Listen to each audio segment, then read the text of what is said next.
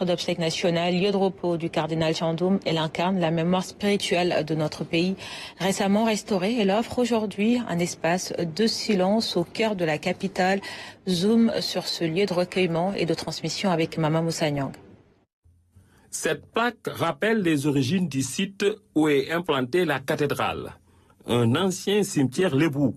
Le terrain avait été concédé par le gouvernement du Sénégal. Il y a eu la pose de la première pierre en 1923, l'inauguration en 1929 et la consécration en 1936, le 2 février. Chaque évêque, dans son diocèse, a le siège dans sa cathédrale. Il est responsable de la cathédrale. Donc c'est l'église de l'évêque. Donc l'archevêque de Dakar est le premier responsable donc, de la cathédrale de Dakar. Notre-Dame des Victoires, ou cathédrale du souvenir africain, est la plus grande église de Dakar au Sénégal. Une cathédrale consacrée en 1936. Nous sommes dans le musée qui retrace l'histoire de la cathédrale. Pour tout simplement faire connaître davantage la cathédrale. Nous savons que c'est un monument historique. Les gens viennent visiter la cathédrale, que ce soit des Africains, que ce soit des Européens et d'autres nationalités. Entre parenthèses, les visites sont permises tous les jours du lundi au samedi de 8h à 12h, parce qu'à partir de 12h, on a l'exposition du Saint-Sacrement. La cathédrale est dotée d'une grande salle de messe. Elle a abrité les obsèques de l'ancien président du Sénégal, Léopold Sédar Senghor, du cardinal Hyacinthe Thiandoum, entre autres personnalités. Monseigneur Hyacinthe cardinal Thiandoum, qui va prendre donc la direction de 1962 à 2000. À partir de 2000 jusqu'à 2014, nous avons eu Monseigneur Adrien Sarr.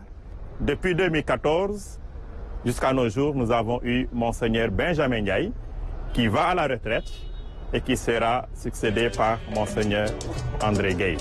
Ces derniers temps, la cathédrale s'est agrandie. À côté de Gouy Mariama, une grotte est implantée. Elle symbolise le regroupement familial.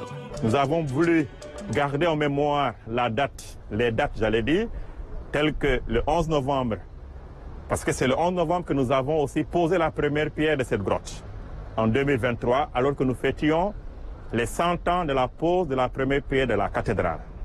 Et c'est le 2 février que nous avons pu faire aussi la bénédiction de la grotte pour faire coïncider cette date au 2 février de la consécration de la cathédrale en 1936.